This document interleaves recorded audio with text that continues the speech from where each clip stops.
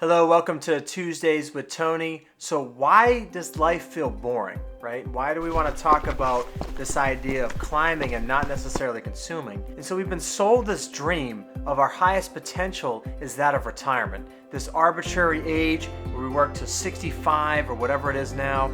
And really the only thing I see is it's just a good business model for people to make money off the money we're putting into our retirement fund. And I never really understood it. And all the philosophy books, psychology, and self-help books I've read over the years, and then my master's in psychology, trying to understand my own mind, right, and how to live in this world and what to work towards, I never could grapple with this random age of 65 that society tells me I need to arbitrarily work to. So one of the things that we do in the aerospace industry, we're required really by some of the industry requirements, is we calibrate particular gauges that measure specific things that we want to really track in a process. And when I started doing this research in psychology and reading these philosophy books and self-help, I really wanted to try and recalibrate my way of looking at life, really recalibrating what I value, really. And what I came across was there's two meanings of value. The first meaning is what we think of in terms of what something is worth. The other one is the standards for which we live by. And unfortunately, we always place the second meaning, which is what something is worth, as the first meaning because we value, oh, someone's got a big truck. Oh, someone's got a big house. Someone's got whatever, the latest watch or phone or whatever thing it is. And at the end of the day, those things break down, they wear out. If we take those dopamine levels from up here, right, all the things we think we need to get, buy this, buy that, subscribe for that, whatever it may be, do this, achieve that, get another piece of paper for whatever, your degrees. If we take a step back and say, well, wait a minute, it really is, as the cliche goes, stop and smell the roses. It really can be that simple. And you actually can rewire the brain to feel a lot better and happier when you say, oh, I really just value today, like, oh, just getting up and brushing my teeth and having a chance to live in this world.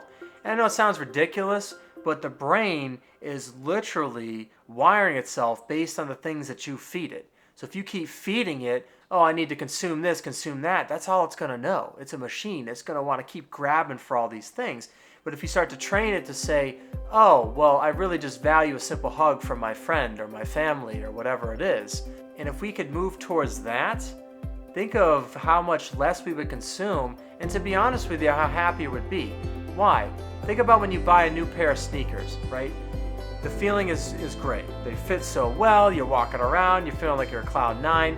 6 months go by, the novelty wears off, the sneakers are broken in. We forget that they're even new at that point. So the same thing when we consume something, there's this sort of tapering off of our enjoyment of it. So it really makes you start to think, well, it shouldn't necessarily be obtaining something in life then. It really should be about what am I working towards, right? The other direction.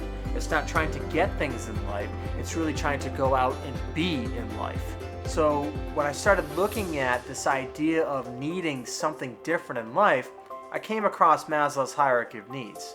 And what I like about that is it says that I don't need to get to 65. I don't need to work some arbitrary amount of time and say, okay, now I've got my retirement fund. It just doesn't make any sense that that is my peak potential in life. That's just an output to an algorithm for a business trying to be profitable. That's all it is. Life is not really designed that way. I don't think Mother Nature had in mind, well, you know what, an infant's going to be born, they're going to grow up, we're going to put them into the system, we're going to send them through college, we're going to tell them to get a job, we'll tell them to get married, and boom, you're on your way. And again, I'm not saying those things are bad things, by no means am I not.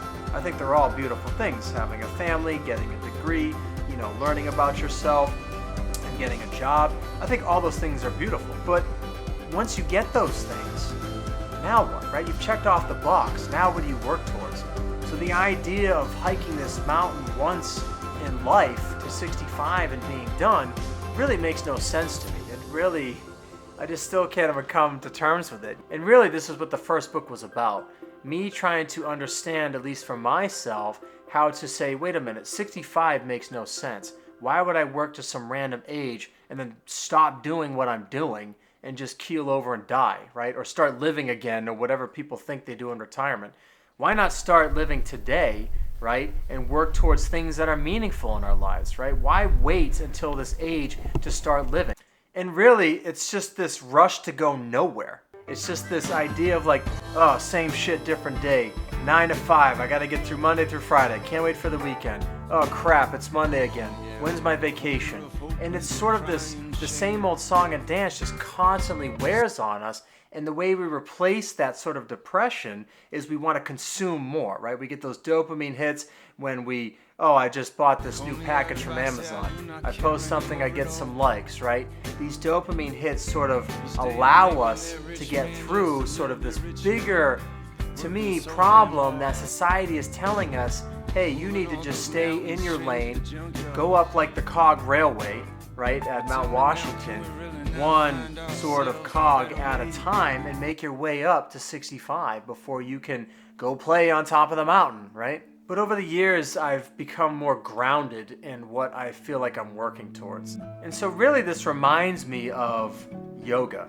And what's interesting is, the books that I've read, the teachers will indicate that the hardest pose, believe it or not, are things like Tadasana and Shavasana, not, putting your foot behind your head. And the reason why I love when they say that, right, is because in the simpler poses, the mind really is going to wander. When I'm just standing, right, relatively speaking, in Tadasana mountain pose, because of the relative simplicity of it, my mind is going to go all over the place. It's going to be thinking about, oh, am I standing upright? Am I doing this or that or whatever? And in Shavasana, which is the most interesting pose, especially as a teacher, when I look out to the classroom, people will fidget. They can't sit with themselves. It's a tough place to be sometimes in our minds. It really can be. And to me, that is where we need this idea of structure, this sort of goal that we're working towards. And that's where Maslow's hierarchy comes in. That's really what the first book was sort of gearing towards, was saying, hey, our peak potential doesn't necessarily have to be this age of 65. It's more this concept of self-actualization. Now, I can't imagine someone like Abraham Lincoln or Mother Teresa back in the day when they were alive being like, oh, I can't wait to retirement. Like, let me just get to retirement and start living. I mean, it doesn't make any sense, right? So why are we crippling ourselves of potential throughout our lifetime? And I really believe that it's society just saying, oh, it's easier to transact an employee number from going A to B in this amount of time, getting this amount of interest off their retirement funds, whatever the stupid formula is, and then spit them out at the end and say, okay, we're done, next, and move to the next person. And it really brings about the question of, okay, well, why do I do anything? Why would I want to buy a car? Why would I want to start a family? Why would I want to get this job? And without going into this existential crisis, right? Really, it came down for me to just simply align myself to a more meaningful thing to climb towards. I like the idea of self-actualization because the real journey isn't crossing some arbitrary finish line. It's really about becoming the best version of yourself. And I truly mean that. One of the things that I've loved in my career, I really hate the question of what do I do. But when people ask me, I know what they're referring to. But one of the things I simply enjoy in the roles that I've had all these years is really, I look at people and I see their potential. I really look at them as climbing this mountain in life to get to their fullest potential. And everybody looks different. And that's what I think is so cool. Like if I look at someone here and someone there in different contexts, everyone can flourish in these different ways. So it comes down to this idea of we all have the potential to be something. Like the acorn can become the great oak tree. To me, it's not just about, oh, I checked off that I got to 65. We can be the loving father. We can be the loving mother. We can be the great boss. We can be the great worker. Whatever it is, right? We can be the best cutter of grass in the neighborhood. It doesn't matter. We'll get more out of life when we start to look at value and needs a little differently than what society has really told us. And with that, I just want to remind you that success is not about good luck, it's good skills. So good skills team, we'll see you next time. Thank you.